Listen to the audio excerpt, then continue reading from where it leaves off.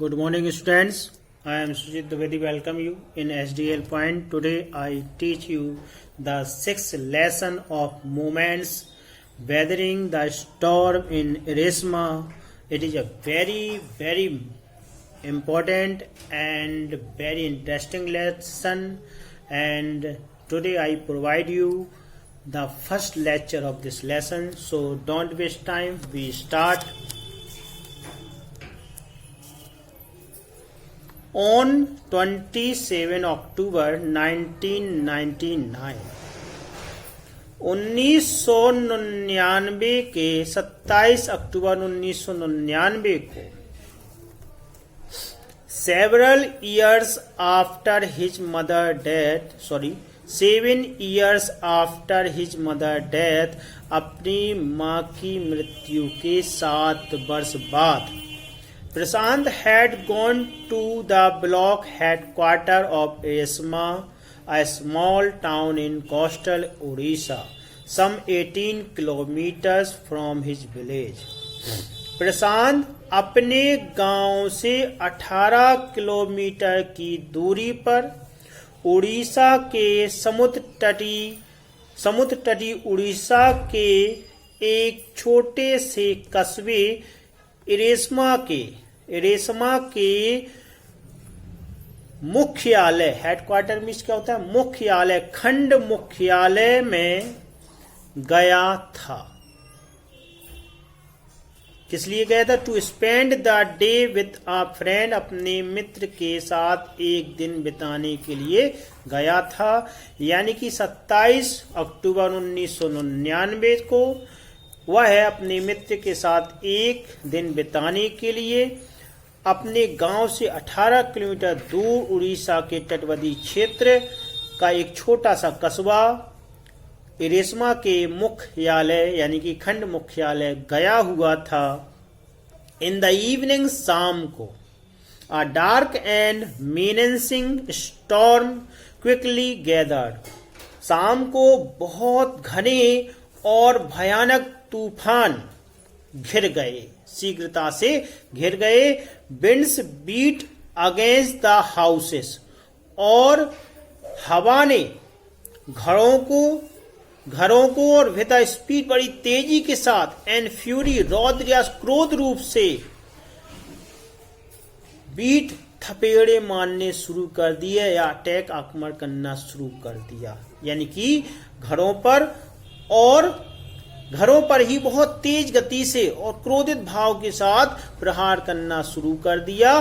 That Prashant had never witness before, और ऐसे तूफानों को प्रशांत ने कभी देखा नहीं था। हैवी एंड इंसीजमेंट, और भारी तथा इंसीजमेंट लगातार वर्षा ने फिल्ड द डार्कनेस, इस डार्कनेस को यानी कि अंधकार को और बढ़ा दिया। एंशियंट ट्री वर, और जो प्राचीन वृक्ष थे वो आगे देखेंगे अब।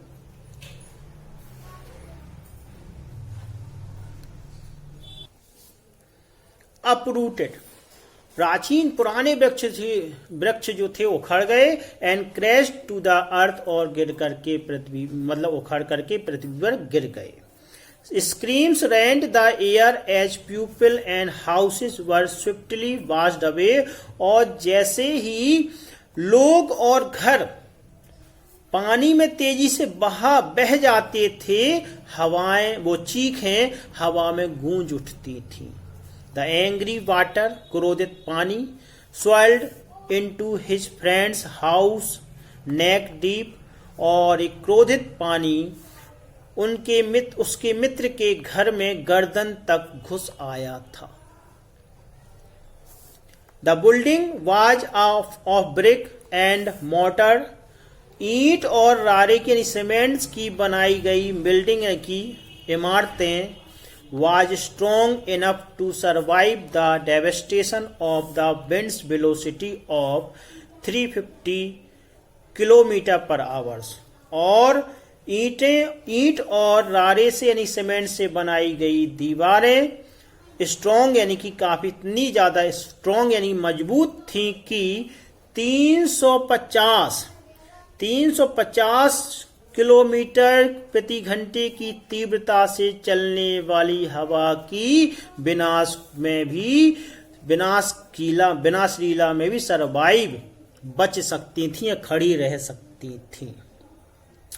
But the cold terror of the family grew with the crashing of trees, लेकिन लोगों का, उस परिवार के लोगों का एक सहमा सा डर और जब बढ़ गया, जबकि द क्रैशिंग ट्री, वृक्ष, टूटे हुए वृक्ष, दैट हैड गॉट अपरूटेड, जो जड़ से उखड़ गए थे, and falling on their houses, और उनके घर पर गिर गए थे, some time in the middle of the night, रात में किसी समय, अधरात्रि में किसी समय पेड़ उखड़ करके उनकी छत पर गिर गए थे। उन टूटे हुए वृक्षों से परिवार के सदस्य भय में थे या सहमे हुए थे।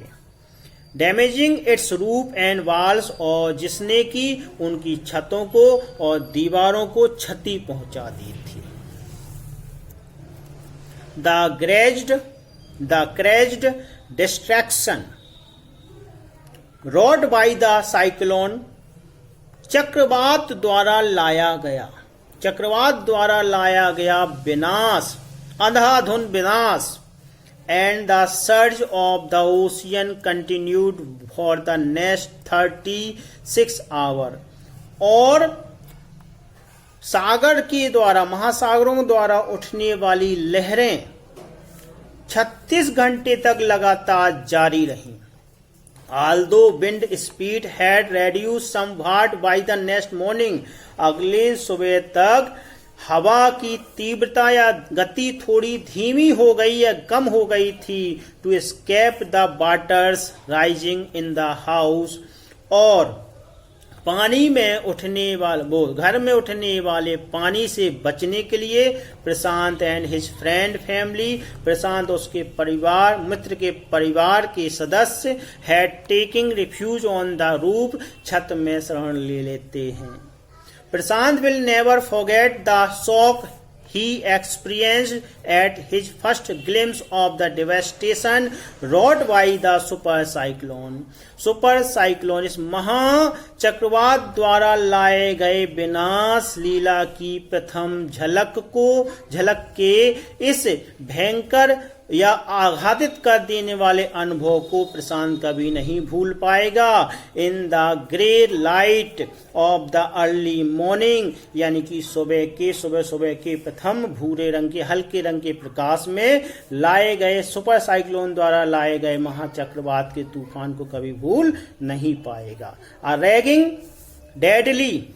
रैगिंग यानी कि घातक, मान लीजिए रौद्र रूप, डेडली घातक, bronze sheet of water covered everything as far as the eyes could see, जहां तक नजर जा सकती थी या देख सकती थी वहां एक रौद्र, घातक, ब्राउन, भूरे रंग की चादर, पानी की चादर, सब कुछ हर चीज को ढके हुए थी। ओनली फ्रैक्टर्ड सीमेंट हाउसेस, केवल सीमेंट से बनाए गए घर ही स्टिल इन फ्यू प्लेसेस, कुछ स्थानों पर खड़े थे।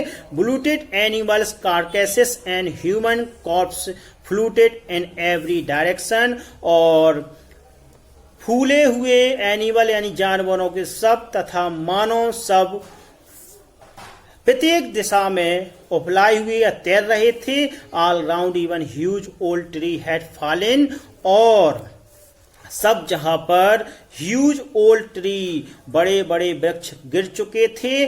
Two coconut tree had fallen on the roof of their houses, और 2 नारियल के वृक्ष उनकी छत पर गिर गए थे।